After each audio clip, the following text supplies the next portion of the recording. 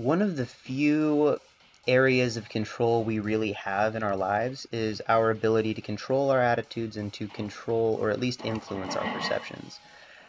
It's one of the only things that you can really latch on to. So much of what we do really comes out to chance or luck or some situation that you really don't have much say on, but your perception and your attitude towards certain situations is completely within your control, if not more, just more in control than most other things.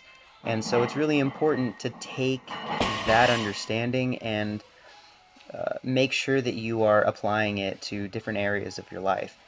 This session for me was a really good opportunity to make some observations about this control we have on our own perception. I was not feeling great on this day. I was having a lot of issues, kind of feeling like I was getting things to fire correctly. I didn't feel like the bar speed was where I wanted it to be, and I was pretty unhappy with most of the feelings that I was going through. My perception of this session was really kind of negative while I was in the moment, and I worked up and hit 2 sets of 4 here at 6:35, dropped the weight down to 6:05, and did a set of 8. All of that work was done in about 16 minutes, and I was pretty unhappy with everything until I watched the videos and realized that the weight was moving a lot better than I had perceived it to move. When I was in that moment, I had kind of a negative attitude, and even though things were actually going all right, I was not living up to kind of my idealized situation that I had seen, kind of in my preparation for this session. And that's really on me. I need to make sure that in the future that I make better mentality decisions. I kind of point myself in a better direction. And it really kind of speaks to the idea that the more proficient you get at something, the higher level you achieve. I've said this many, many times in my videos, that it takes more and more work to continue to improve. But something else that is a part of that is your ability to be self-critical or outwardly critical is also increased when you improve your own proficiency at something. I definitely experience this all the time with music because I went to school for so long studying music. I have a higher expectation for myself than other people, and with the weightlifting, I definitely have kind of these expectations of how things should be going based off of my understanding of something that I've put quite a bit of time into and consider myself to be pretty proficient at.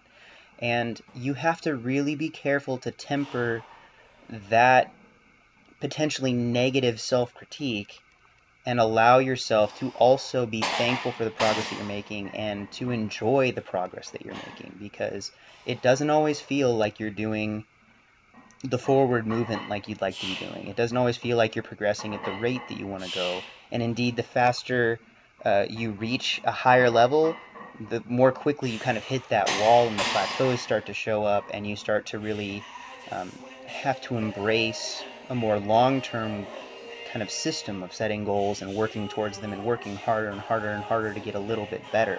I believe one of kind of the rules of success, or with most things, for especially with minimalism, is 80% of the work is done by 20%, or 80% of the results are produced by 20% of the work. And that's awesome if you're trying to get a base level of understanding for something. That's if you're trying to just do 20% of the work to get 80% of the results, and if you're happy with that 80%, then that's great. It's a lot less work than you think. That last 20% ends up being the rest of that. 80% of your work is spent trying to work on the last 20%. And the closer you get to perfecting your goal or reaching that ultimate end game, the harder and harder it gets, and the more difficult it is to keep a positive mindset and to view things as, being progress and not just to be slowing down and things that you end up being dissatisfied with.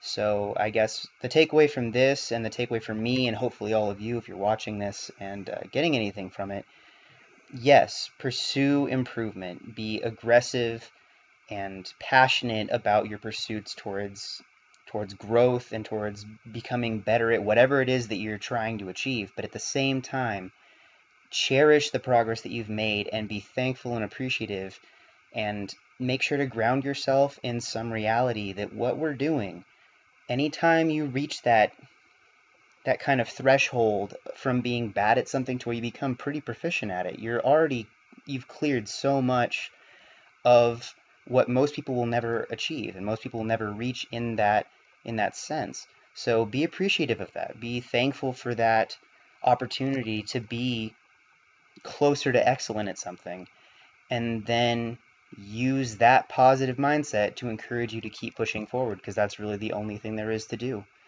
Be thankful but never satisfied. So thank you guys for watching. I hope you enjoyed the video. I hope it spoke to you in some way, or maybe encouraged you to work through some stuff that you're going through.